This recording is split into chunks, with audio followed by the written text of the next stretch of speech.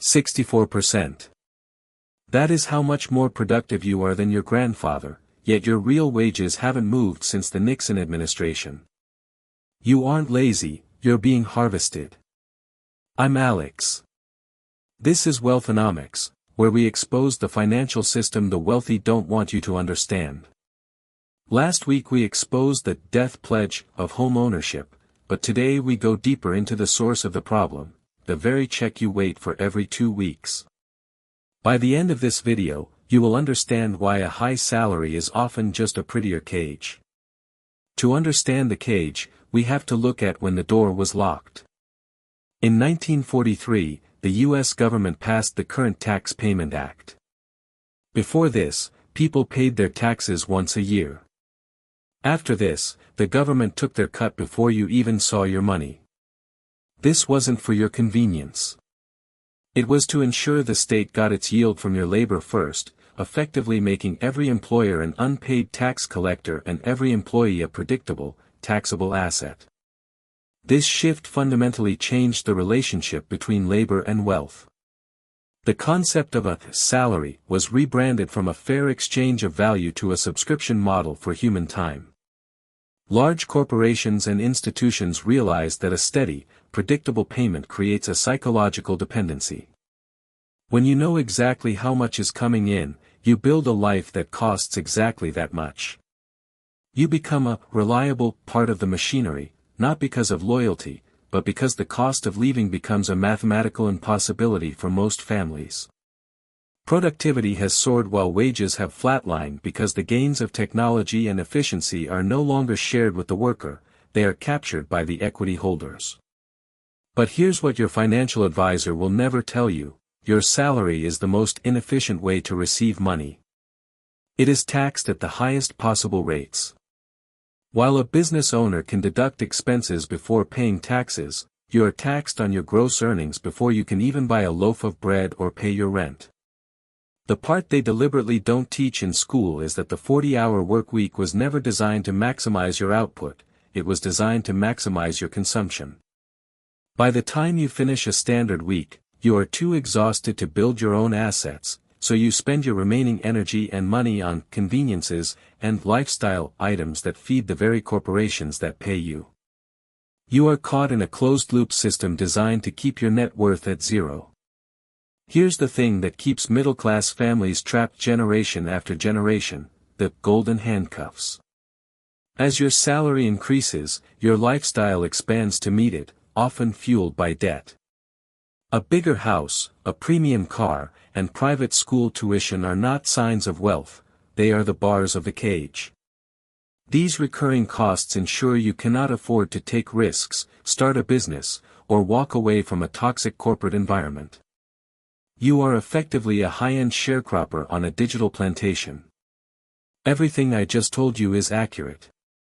But there's a dimension to this story that almost no financial content creator covers: the human capital balance sheet used by banks.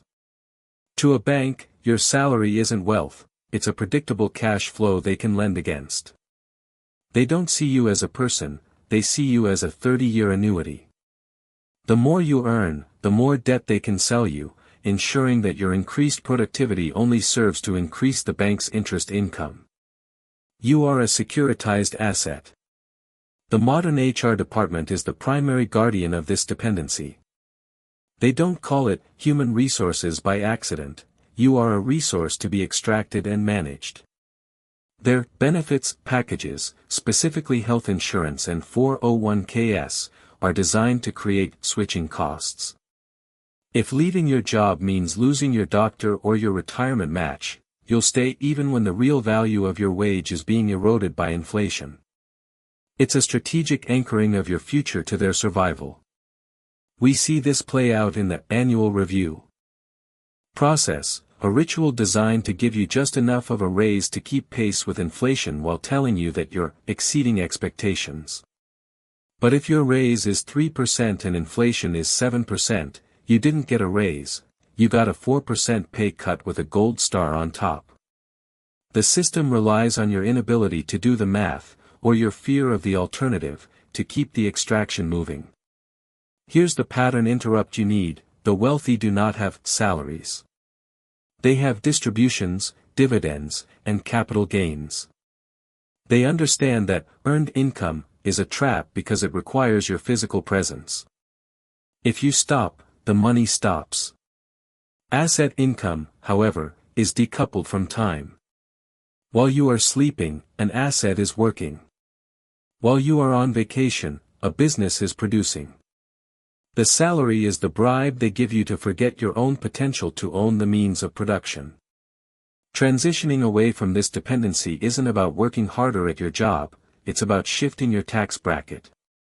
You must move from being a W-2 earner to an owner of assets that the tax code actually favors. This means prioritizing the acquisition of cash-flowing assets over lifestyle upgrades. Every dollar you spend on a liability is a dollar that could have been a soldier in your private army of capital. The first step is to ruthlessly minimize your dependency ratio. How many months could you survive if your salary vanished tomorrow? For most, the answer is less than 2. Your goal is to increase that number by diverting every possible cent into assets that pay you. This will feel like a sacrifice, and it is. You are sacrificing the appearance of wealth today for the reality of freedom tomorrow. The system will fight you, your peers will judge you, but the alternative is a lifetime of quiet desperation. This is about more than just numbers, it's about sovereignty. When you rely on a single institution for your survival, you are not a free citizen, you are a vassal. The anxiety you feel on Sunday nights isn't stress, it's your survival instinct warning you that your life is not your own. Breaking the salary trap is the only way to reclaim your time, your health, and your legacy. The wealthy know this. Now, you do too. 3 things to take from today. First, a salary is a ceiling, not a floor. Second, the tax code punishes labor but rewards ownership. Third, benefits are anchors designed to limit your mobility. Remember that 64% productivity gap. Here's what it actually means: you are working 4 days a week for free. Next on Wealthonomics, how compound interest makes the rich richer and the poor poorer. If this changed how you see the system, subscribe. The next one goes deeper.